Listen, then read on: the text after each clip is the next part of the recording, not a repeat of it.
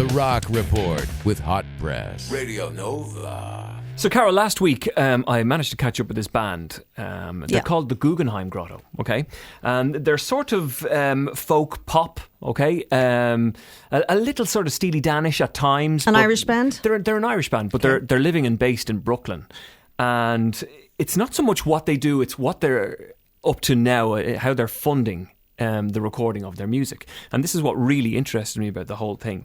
They're performing in New York, in the States. They've been doing some serious tour work, actually, supporting some fairly big names around the US.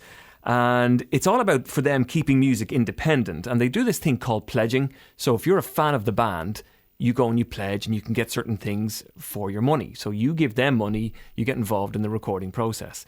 And I've never heard of this kind of thing happening over here. And I was thinking, God almighty, this is wide open for bands it's very innovative, to make actually, isn't it? to get things done the way they want it done without record companies saying, no, you got to do it this way. They still get the funds they need. Anyway, well, Mick was on the phone with us on Thursday or Friday, and we had a chat to him, and we just basically started off by saying, you were finishing off album number 4 here. This is album number 4, yeah. We previously recorded our first 3 albums actually in Ireland. This is one we're doing in the States.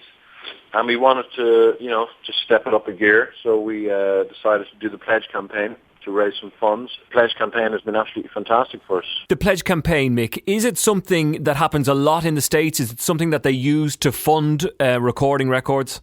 Yeah, I don't know if it has caught on in Ireland. I think there are a few people who are doing it in Ireland, but in the States especially, there's a number of sites, and they're all basically serve as administrators for your fans to pledge. They get a small percentage for the privilege, but they just make it very easy so that your fans can just literally go on a website, and with a PayPal credit card they can be part, and they basically pre-buy your album. And there's various different exclusives whereby, like, it's $20, it's going to be a CD. Like for $40 it would be a CD plus a signed poster. The top one would be an executive producer credit, which would be $2,500, and that's kind of the big one. And then there's house concerts as well for $1,000. When you say a house concert, is that going around to somebody's house? That's literally going to someone's house. Brilliant. Yeah. So if I had $2,500, I could buy an executive producer credit on the new Guggenheim Grotto album.